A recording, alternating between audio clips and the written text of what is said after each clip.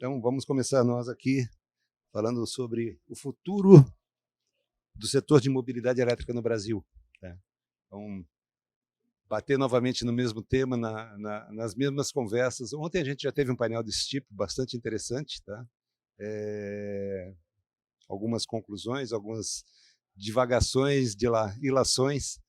Então, como eu comecei ontem, eu vou começar hoje com vocês também. Tá? Queria ouvir rapidamente, tá, a opinião de cada um de vocês sobre o futuro da mobilidade elétrica no Brasil, estado atual e o que se vocês anteveem para essa mobilidade elétrica no nosso território nacional. Takahira, você começa? Pode ser, Raul. Na verdade, assim, né, a gente está só há 20 anos, né, trabalhando nessa questão de mobilidade elétrica e a gente foi para a área de formação por causa disso, né? Então, é bastante preocupante no mercado de leves, né, essa dependência de veículo importado, mas acho que a gente não se posicionou, e aí você sofreu um bullying no passado, bastante, né, e E agora a gente está muito. vendo a realidade, né, que a gente tem que comer um carrinho importado, tá? Vai ser um pouquinho difícil reverter isso, mas eu estou muito contente, por exemplo, com a parte de pesados. Tá? Tem vários fatores, né? Essa questão pelo menos no município de São Paulo, isso vai se multiplicar rapidamente da obrigatoriedade de ter uma infraestrutura de recarga para número de vagas aí em estacionamento, né? Então está funcionando, tipo o ovo a galinha, né? Já tem ovo e já tem galinha. Então já estamos né, vendo essa realidade. E no pesados, cara, com essa licitação nova aí que estão prometendo 1.000 ônibus para até o fim do ano e mais 1.000 ônibus lá na Spetrans lá em São Paulo, né? Então tá tendo PDI em pesados, né? Então a Volkswagen Caminhões e Ônibus Delivery, a Marco Polo lançando o O ônibus elétrico, E-Millennium, a né? Eletra também com ônibus elétrico faz muito tempo. E pô, o Marco Polo foi lá no IAA, né? Alguém falou de Sinotrans aí, né? Eles foram lançar o ônibus a hidrogênio. Então assim, Sim. não é futuro, cara. É ontem. Já estamos vivendo essa realidade, tá? Então é por isso que eu me dedico a carro autônomo. Porque ninguém vai fazer carro autônomo em cima de combustão. Vai fazer carro autônomo em cima de elétrico ou às vezes até lá do hidrogênio. Vamos lá ver, tá? Com certeza. Eliseu? Bom, eu sou muito novo, né? Eu tenho 26 anos e 3 anos aproximadamente inserido no mercado de geração distribuída, no mercado de energia solar. Então, para mim, tudo ainda é uma especulação. Eu acredito que eu aproveito muito mais para aprender e para construir uma opinião a respeito. Mas eu vejo o Brasil de um conceito negativo, onde ele tem o hábito de elitizar muito, né, os grandes polos, né? Então, mobilidade elétrica traz um conceito de elite, aonde quem tem essa acessibilidade ainda é só quem tem poder executivo, né? Mas ouvindo outras opiniões, né, quando soube do tema, eu fiquei muito feliz em saber que as pessoas estão otimistas, né, com o desenvolvimento do mercado. É, eu acredito que eu tenho uma opinião muito mais otimista do que outras pessoas mais influentes que falam aí de 10, 15 anos. Eu acredito que daqui 4 anos, quando começar a surgir as manutenções desses veículos elétricos, por exemplo, e o brasileiro entender que ele tem acessibilidade de fazer isso, vai criar-se uma opinião muito mais forte no desenvolvimento desse mercado e vai trazer algumas acessibilidades. Curitiba, por exemplo, tem a intenção de colocar na Guarda Municipal alguns veículos de patrulhamento, né, no centro urbano elétrico. Né? Alguns veículos já estão rodando, outros em experimentos, e há uma proposta do prefeito Rafael Greca, onde ele diz que no formato de locação de veículos, né, vai ter alguns veículos disponíveis e esses veículos têm que ser elétricos, né? Então, eu vejo um Brasil evoluindo e tentando criar incentivos, políticas, né, para constituir essa realidade nossa. E por outro lado, eu já vejo gente desfrutando disso, né, mostrando para outras pessoas que isso é uma realidade e é gostoso participar dessa realidade. Tem um grande amigo em Santa Catarina que possui 2 veículos elétricos. O prazer dele é colocar as pessoas dentro do carro e levar para dar uma volta e para sentir a emoção do carro elétrico. É bem empolgante. É bem diferente de um veículo normal, a combustão barulhento, né? E os 4 anos que você citou vem bem ao encontro da curva que você mostrou, né, Giovanni? 2026 como sendo o ponto de inflexão, onde o custo do veículo elétrico cai abaixo do custo do veículo a combustão. Então, aí decretando realmente a aposentadoria da parte a combustão. Então, ouvi suas considerações, por favor. Realmente, assim, é um ponto importante, né? Eu acho que medidas de eletrificação já são realidades, né? Já é uma realidade. Se a gente for pegar também, né, como o colega também bem comentou, né, a questão da mobilidade elétrica, principalmente no transporte urbano e heavy duty também, né, é importante. Na minha apresentação também eu coloquei alguns fatores, né, por exemplo, de novos modelos, né, de caminhões, né, de maquinários elétricos que estão sendo lançados pelos próprios fabricantes, né, então isso ajuda na disseminação também desse tipo de equipamento, né, no mercado. E sem dúvida assim, são mudanças de paradigma mesmo, né, que a gente tem tá passando, né? Por exemplo, lá no outro fórum do hidrogênio verde, né, comentamos, né, que a parte de matriz elétrica, né, em termos de matriz elétrica, hoje a gente já tem otorgados 85 gigas de projetos eólicos e solares, né, mais 180 gigas de projetos eólicos e solares a serem otorgados, né. Eu também comentei que se a gente fosse trocar toda a frota elétrica do Brasil por carros elétricos, né, demandaria basicamente o dobro da matriz elétrica que a gente tem instalada hoje. Então, E isso a gente vai conversar já já. então esse é um ponto importante. Então, por isso que eu coloquei também na minha fala, né, a questão justamente do híbrido, né. Eu acho que o híbrido é uma via, talvez, para que a gente possa chegar na adoção do elétrico 100%. Pode ser uma via transitória, exatamente. Entendo. Vou pegar o gancho da sua última fala, então.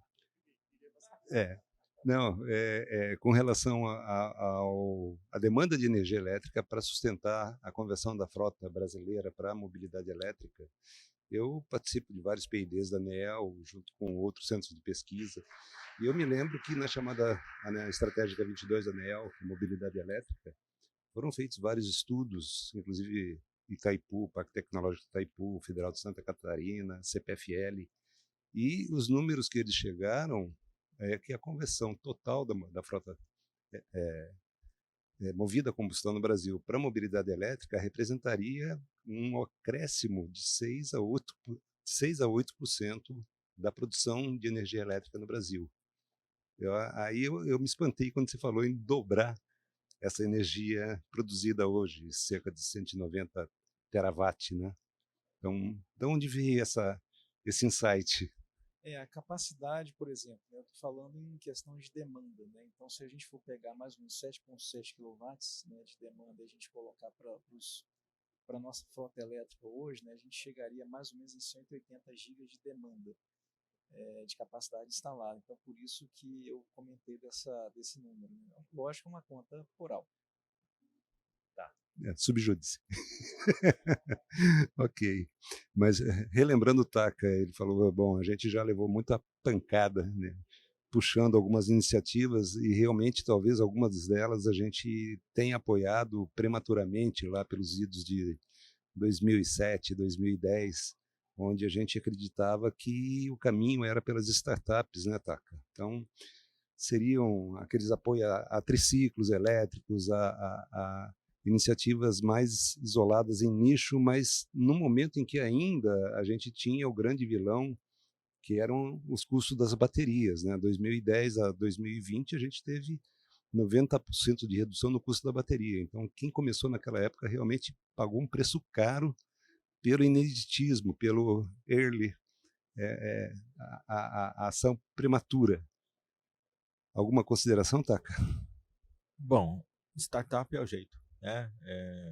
Principalmente quando você não tem tanta segurança jurídica nem política pública, né? Porque a startup ela tem essa audácia de tentar os modelos novos, às vezes até sem um pouquinho de segurança, porque se não tem coisa nova, não tem jurisprudência, não tem legislação, e é assim que funciona a inovação. E assim, graças a Deus, a nossa economia está recebendo esse incentivo aí de fundos, né, de até o próprio SG. Você tem dinheiro, mas você tem que ter um projeto aderente, senão você Até não a vai Anatel, conseguir. né?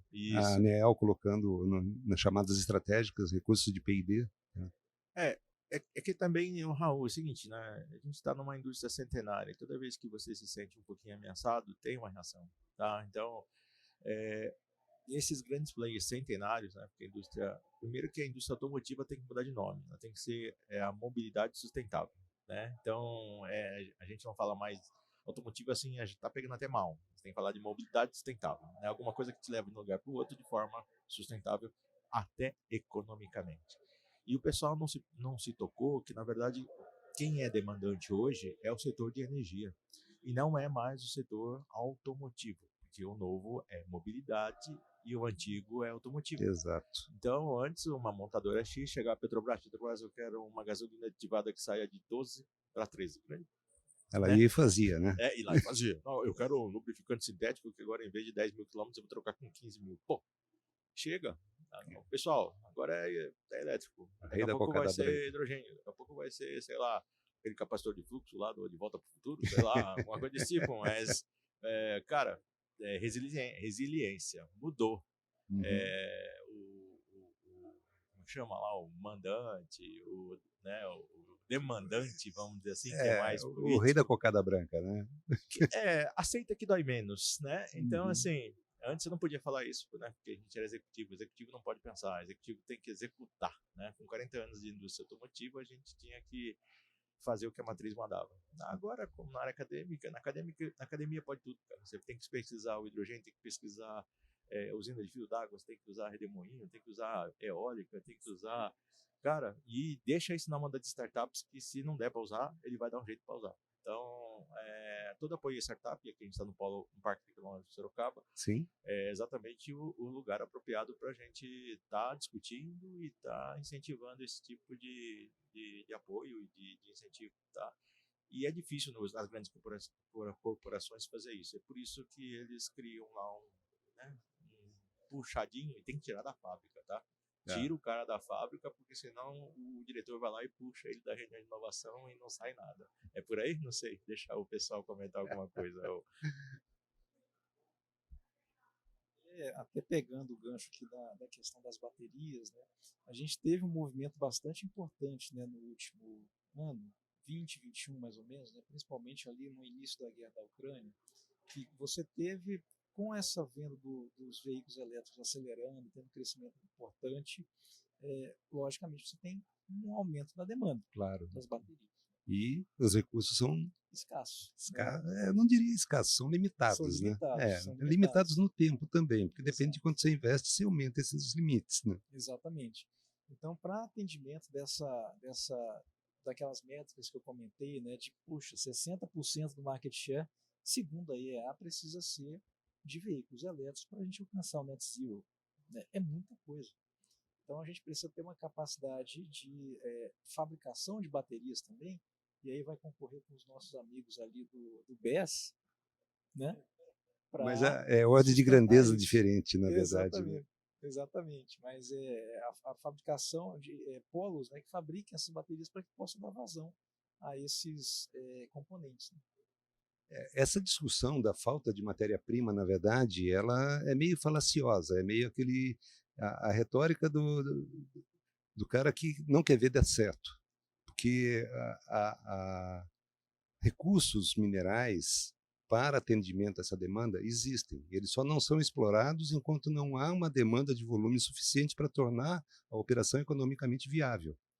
Então, inúmeras reservas jazidas de lítio, de níquel, de manganês, cobalto eu até não diria muito, mas elas estão aí, quer dizer, elas são conhecidas, mas não são exploradas enquanto não há uma demanda que justifique a exploração. Então, já há uma projeção no crescimento de exploração dessas jazidas, que hoje são minas paradas, fechadas. Mas já há um programa prevendo os investimentos e os retornos necessários para atingir esse crescimento exponencial que se vê pela frente. Tá? Então, eu não vejo dificuldade em atingir aquele 60% lá de crescimento por conta de matérias-primas. E eu acompanho a evolução de baterias desde o início do século. Então, trabalho nessa área com baterias desde 1989, aproximadamente. Então, não vejo essas colocações que muitas vezes a gente vê na mídia, não, falta matéria-prima, o custo do lítio subiu 400%. Tá bom, subiu por uma situação conjuntural, não estrutural. Tá? teve problemas de fechamento de rotas de fluxo de navios por conta da guerra lá da Ucrânia, teve problemas de processamentos, usinas de processamento que tiveram problemas operacionais, mas são pontos isolados que provocaram esses crescimentos estúpidos que houveram, mas eles já estão na queda. Né? Então, eu não vejo, em termos de raw material, de matérias-primas, problemas que possam impactar esses objetivos. É muito a parte do mercado mesmo se ajustar, e ele se ajusta, e vencer essas... E eu acredito que lá fora isso já está superado, como a Carreira falou. A gente aqui, no setor de mobilidade, para não falar no setor automotivo, a gente vive um certo cerceamento de liberdades tecnológicas, mas lá fora isso está em franca ascensão. Então, como você mesmo colocou, é um movimento sem volta a ver essa transição de mobilidade a combustão para a mobilidade elétrica muito mais eficiente, muito mais limpa, muito mais econômica. Tá? Considerações? Bom, na verdade você comentou a respeito do crescimento, por exemplo, do lítio, um acréscimo de 400% no custo, vamos dizer assim, né? Quem é responsável por transmitir as informações hoje, né, mundialmente, não só a nível Brasil, eles calculam fator isolado, né? Uhum. Então, o que é importante a população saber? Que o lítio subiu. O que foi o causador desse acréscimo? Ninguém comenta, porque muitas vezes é uma quantidade de informações que, em vez de fazer alguém entender algo, possa confundi-lo, né? Então, eu sou muito mais do fator de entender quais caminhos foram criados, né? E normalmente eu faço muitos questionamentos por que muitas coisas no Brasil às vezes não vai para frente, né? E foi muito importante a sua fala sobre não se ter demanda necessária às vezes para poder fazer a evolução de determinadas fontes, né? De energia ou de minério, enfim, de fontes gerais. Qual que é o fator principal que faz com que isso não vá para frente? É política? É incentivo ou é falta de demanda que faça ser economicamente viável, né? Uhum. Porque foi o que eu comentei no início. É bonito, é legal, é viável, né? Tá. Então é bem importante esse ponto. Legal. É importante ainda, vou pegar um ganchinho aí, quando a gente fala houve um aumento de 400% no custo do lítio, só que o lítio em peso representa menos de 2% de uma bateria de lítio. Em termos de custo, é menos de 8%. Tá? Então, na verdade, ele não tem esse impacto. Subiu 400% o lítio, vai subir 400% o custo da bateria. Taca? Então, Raul, vou fazer a teoria da conspiração, né? Vamos lá, advogado do diabo. Então, como o negativismo está em moda, eu vou usar essa palavra aí, porque não dá para negar o Covid, não dá para negar a pandemia, mas eu acho que talvez esse negócio de shortage de semicondutor, para mim, acho que o pessoal lá da Ásia usou isso aí como uma mudança de estratégia. Por que eu vou ficar cavocando buraco, buscando matéria-prima, quando na verdade se eu der uma restringida, eu vou produzir menos, eu vou ficar menos focado com a matéria-prima e eu vou ter o mesmo income, o mesmo retorno. Então, assim, daqui uns anos só Mas a gente nível vai... de Botafogo, numa linha de produção lá Não. É assim, não dá para negar o Covid, TSMC não dá lá. para negar a guerra da Ucrânia, tá acontecendo, entendeu? Então, mas assim, a gente meio que não sabe, cara. Hoje, por exemplo, a gente tem várias companhias de energia elétrica que, na verdade, são todas na mão de chineses, né? Na geração, distribuição e na construção. E no setor automobilístico também estamos ficando na mão dos Também, chineses. eu sei, BYD estava aqui hoje de manhã, da Alberto, tal, não sei o que, a Volvo, GMC, Rachel Motors, Cherry. né? Então quem mais? A Jaguar Land Rover é uma tal de Tata, né? Eu até gosto, né? Eu prefiro a gente ser comparado mais com o indiano, que tem essa realidade do biocombustível e desse dilema entre biocombustíveis, energia, infraestrutura, país continental, do que se comparado ao Japão, que, né, ali é uma ilha, porque o recurso natural é pequeno, escasso, né? Então,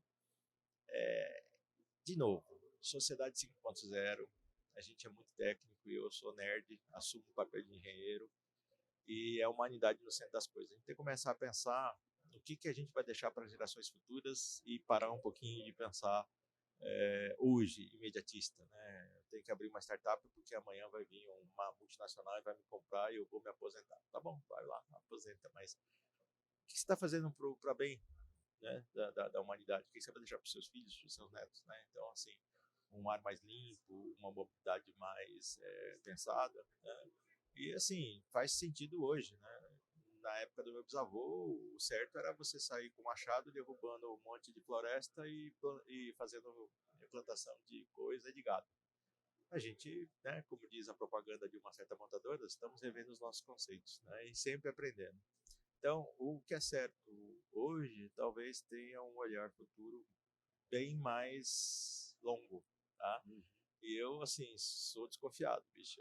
Eu vejo uma notícia assim, eu procuro, aonde é que tá o buraco, né? Qual é a Então, pegadinha? qual é a pegadinha, né? Porque você tem pinta de verde, falar que é sustentável, mas lá atrás tá empilhando coisa, né? Então, é isso.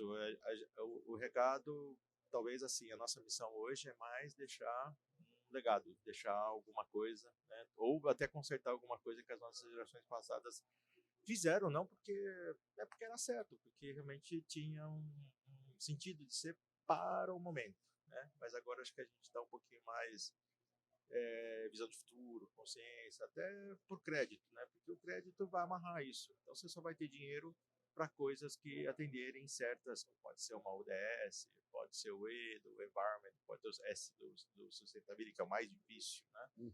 Todo mundo pensa em dinheiro, né? Então a governança vai. E o social, né? O que você vai realmente deixar na bateria? O cara do Congo lá, o menininho que entra na mina, se é que é verdade, eu acredito que seja. Sim, né? Então, é uma realidade. essas coisas que a gente tem que começar a ponderar mesmo não tá estando ali no nosso presente, né? Então, é o papel. Eu mudei eu pivotei. Né? Quando a gente vai para a educação, a gente muda um pouquinho, muda bastante. Mas eu vou pegar esse seu gancho de meio advogado do diabo e vou questionar a opinião sincera de vocês. A gente vê que a mobilidade elétrica, na verdade, ela começou a nível mundial numa transição suave pelos híbridos, enquanto os custos da bateria ainda eram proibitivos para a aplicação em larga escala. Com a queda de 90% no custo das baterias, as grandes montadoras a nível mundial pivotaram para um veículo completamente elétrico, como carro-chefe deles, promessa para 2025, 2030, 2035. No Brasil, tenta-se pivotar o híbrido etanol, ou seja, perpetuar a motor a combustão por mais uma década ou 2 décadas no Brasil. Vocês acham que esse é o caminho adequado? Porque a gente vai criar um novo descompasso com o mundo. Tá? Então, enquanto o mundo vai ter abolido os motores a combustão e os veículos híbridos, a gente vai estar ainda nessa fase de motores a combustão em veículos híbridos aqui no Brasil. Vocês acham que esse é um cenário adequado? Só vou reforçar aqui o ponto que eu trouxe na minha fala, né? Eu particularmente vejo que é uma opção. Eu acho que é uma opção para o Brasil, até porque a gente tem a tecnologia etanol. Os Estados Unidos também tem, por mais que seja diferente, né, o etanol lá nos Estados Unidos. A China, a maior parte do combustível dela para a mobilidade vem do gás natural, então a gente pode exportar essa tecnologia para a China, inclusive. E pensando num de curto a médio prazo, de utilização da infraestrutura que já existe aqui no país.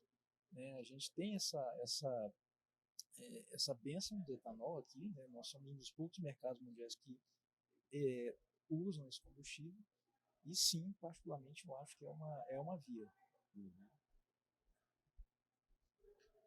Eu não só acho que é uma via, como eu acho que é uma das poucas opções a ser seguida no Brasil.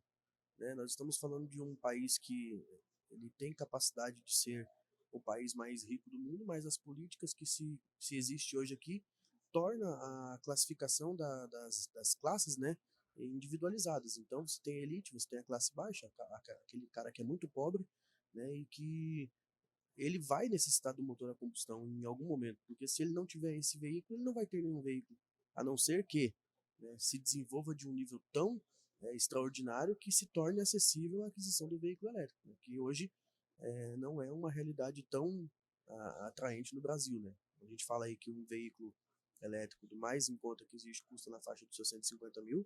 A gente está falando 139. pois a gente está falando que tem gente aí correndo atrás de adquirir um Celta 2003, né? Que custa 25 mil reais, gente, é um absurdo. Não, mas peraí, nós estamos falando de zero, não de 2003. Não temos elétrica 2003. Não, perfeito. Mas eu estou falando das realidades, né? Tem gente batalhando ainda para conquistar um veículo antigo para a locomoção dele, para o deslocamento da família, quem sabe para o filho conseguir ir à faculdade e voltar com segurança, né? E se o Brasil, eu acho que é uma disputa de interesse muito grande, se tivéssemos, né, a capacidade de criar um plano de governo, quem sabe, para se seguir a 10, 15, 20, a larga escala, né, de tempo, pudesse criar-se aí a intenção de tornar isso efetivo na conversão dos veículos direto ao elétrico, né? Mas o híbrido, ele é o caminho, ele é a chave de transição, na minha opinião, porque se a gente parar a fabricação, a gente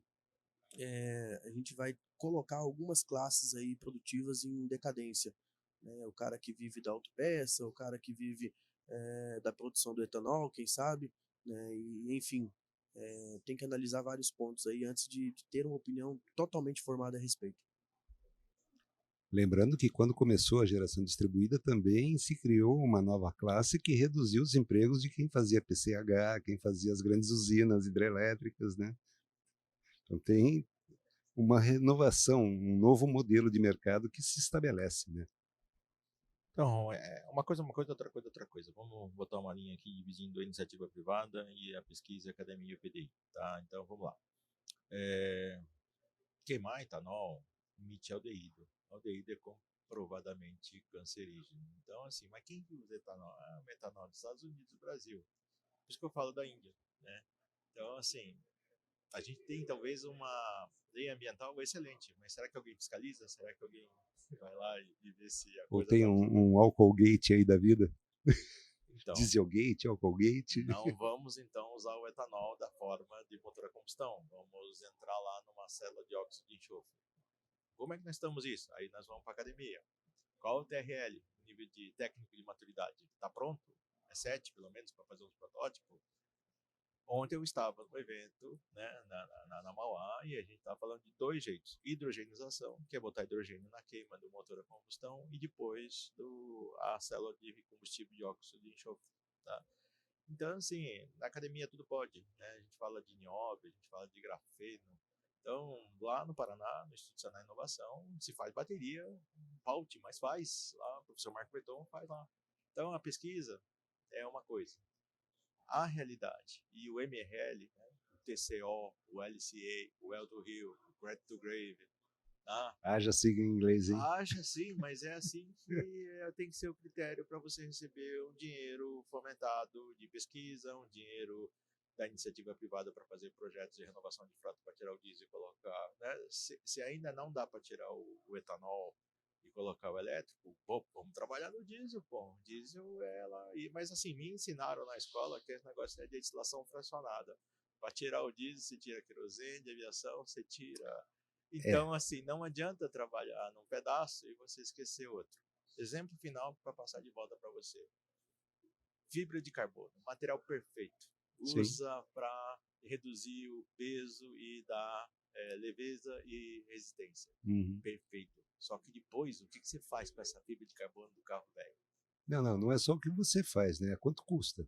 Por isso, talvez a bateria, né, não está ainda maduro, mas o supercapacitor seja talvez uma alternativa.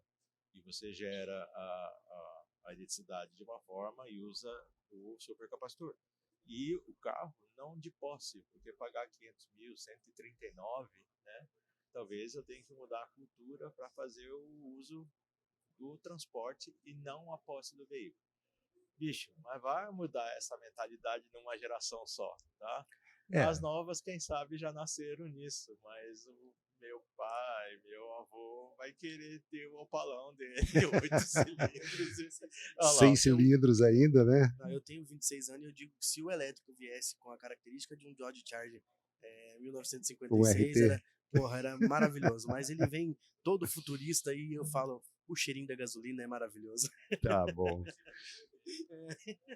Não, mas a gente ainda está lembrando, a gente está falando da eletromobilidade no Brasil, né? Então, como foi bem colocado, a gente vê que o que tem deslanchado no Brasil é os pesados, a parte de ônibus, caminhões, que realmente tem havido desenvolvimento da indústria nacional e com sucesso, inclusive para poder exportar. E eles partiram para fazer por elétrico, não híbridos. Por isso que vem meu questionamento. O caminho, será que a gente vai ter que passar um tempo no híbrido ou a nossa virada de chave vai ser como foi ou está sendo nos pesados direto, sair da combustão e ir para o elétrico? Tá? Então, Só fazendo uma complementação, né? O híbrido, né, que eu comentei é sobre a questão da célula hidrogênio, né? Você abasteceu o motor, a célula a hidrogênio com etanol, né, que é aquela tecnologia SOFC. Então, esse é por isso que eu falei da questão na verdade, aí ele não é um híbrido, né? Ele é um veículo elétrico com um extensor de range, que é o hidrogênio alimentando uma célula combustível que vai gerar energia elétrica para manter a bateria carregada. Tá? Mas é um elétrico puro. Não deixa de ser um elétrico puro nesse caso. O hidrogênio ele é a fonte de energia para prover autonomia para esse elétrico. Diminuir o tamanho da bateria, consequentemente reduzir o custo da bateria, porém acrescenta o custo da SOFC, tá, que não é baixa, não tem almoço grátis, né? Então você diminui a bateria, paga mais barato, mas em compensação você tem que acrescentar o custo da célula a combustível que tem que ser colocado no sistema, tá, para abastecer diretamente com etanol. Ou então você põe uma célula PEM, que aí você pode abastecer direto com hidrogênio, mas tem que ser hidrogênio verde, que também tem um custo de obtenção elevado. Então, a transição com hidrogênio, eu vejo que ela vai acontecer, mas não na velocidade que a mídia coloca também. Não sei se Takahira ou Giovanni quer comentar. Então, é exatamente o que você falou, né? Tem pesquisa e tem o negócio. Exatamente. Então, é uma coisa, outra coisa, tá? Mas eu queria até reforçar a atuação que eu estou fazendo hoje, né? Tem muita coisa urgente, né? Eu e o Raul, a gente se dedica bastante nessa questão de normas. A gente não quer engessar, mas a gente quer se preparar para o futuro, tá? Então, por exemplo, o NR10. O NR10 é mandatório. Você passou de 60 volts DC, 35 volts AC, você tem que ter uma certificação NR10. Será que ela é apropriada para instalação de eletroposto? Perfeito, não tem problema nenhum. É exatamente uma extensão de uma instalação residencial, industrial, na manutenção, né? Mas no carro, será que ela é apropriada? Eu vou ter que fazer uma RT? Uma 5410. Uma 5410 aí, pronto, né? E eu acredito muito na nossa vocação. Então, o que eu estou fazendo hoje é a gente trabalhar numa recomendação, né? Não é mandatório, quem sabe com o tempo fique, né? Porque a NR10 é autorregulatória. Ela né? é autocompulsória. Autocompulsória, né? Não tem uma portaria para falar, você tem que ter NR10, né? A própria NR10 se impõe. Então, é alguma coisa que a gente vai estar evoluindo, a gente está trabalhando, né? Logo a gente deve ter resultados, né? E as outras evoluções, né, que, por exemplo, tem um comitê de cybersecurity, agora vai ter que pagar centavo no eletroposto, sim, e se alguém vai lá e abastece o seu nome, é o centavo que está sendo roubado, entendeu? É uma coisa que o Raul faz todo dia lá no CPQD, homologar eletroposto com conectividade. Tem problemas. CPP, alguma coisa desse tipo. Abriu um comitê novo, recente, que é de manutenção de veículos elétricos, tá? Então, tem esse de cybersecurity, do ponto de vista do carro elétrico, talvez pensando mais no carro conectado. O carro elétrico nasce conectado. Você tem que saber aonde você está, para onde você vai, se você tem bateria, e se você não tiver bateria, você tem que saber onde tem um eletroposto. Talvez use plug and share. E o plug and share tem que evoluir pra caramba, porque tem que dizer se está disponível, se você vai ter a janela de uso. Se você não chegar lá, você vai ser cobrado de qualquer jeito, porque a maior frustração que tem é você chegar lá, tá quebrado, ou tem outro carro usando no seu lugar, tá? Então tem muita evolução, não é para impor, mas é para evoluir, e a gente está trabalhando para isso. Eu, Raul, acho que a gente se dedica bastante para isso aí. É isso. Bom, eu acho que eu vou abrir para a plateia, saber se tem alguma pergunta, tá? Algum questionamento. No one? Então, como a Carreira falou no painel anterior, 30 segundos para cada um fazer suas considerações finais, fechar, para a gente poder ir para o coquetel, que já são 6h30. Está na hora. Vou começar do meio para as pontas aqui, né? Vai lá. Para dar uma briga legal. Vai lá, Eliseu. Gostei muito da opinião do Taka a respeito do legado que a gente deixa, né? Eu, com 26 anos, eu quero poder desfrutar de uma tecnologia viável e eu quero poder ensinar os meus filhos a serem sustentáveis, né? Eu tenho, mas parte de um princípio onde eu tenho dificuldade hoje de separar o lixo, né? Então, começa dentro de casa, é um dever que a gente aprende agora na juventude para conseguir repassar isso e tornar a vida dos futuros, né, dos filhos, dos netos, né, tornar ela de forma mais acessível, mais saudável.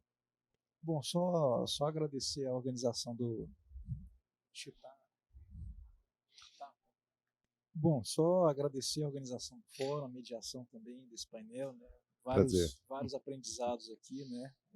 Sem dúvida, o futuro já é agora, né? Então, essa é a mensagem. Obrigado, Giovanni. Bom, a gente só agradece a participação, né? Que sei que você é mais envolveram bastante aí, né? O pessoal da FRG. Como a professora Regiane passou aqui de manhã, a gente também é FACENS, está aqui do lado. Fico o convite para vocês visitarem o campus, conhecer essa parte da digitalização. De novo, né, o carro está conectado, então tem que entrar dentro de um ecossistema. Então a mensagem é essa. Não tem lado A, lado B, lado C, né? É todo mundo no mesmo caldeirão, tá? Uhum. E se não tem política pública, a gente faz junto.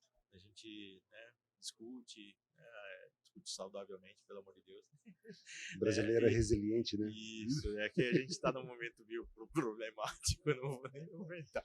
Então, assim, a ideia é a gente unir forças, né? E parabéns aí pelo palco de discussão, lá na Mauá também está aberto para vocês, tá? E esses cursos, né? O que a gente está fazendo é preparar a juventude, né? Nessa pegada.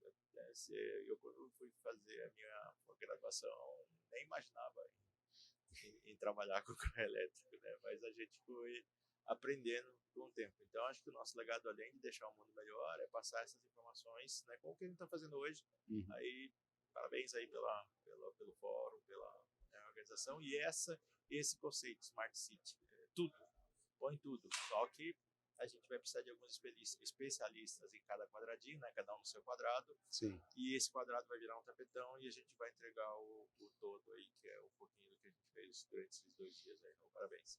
Excelente. Obrigado. Agradeço aos nossos caros colaboradores aqui do painel, Giovanni, Eliseu, Takahira, tá? Uma salva de palmas para eles, tá?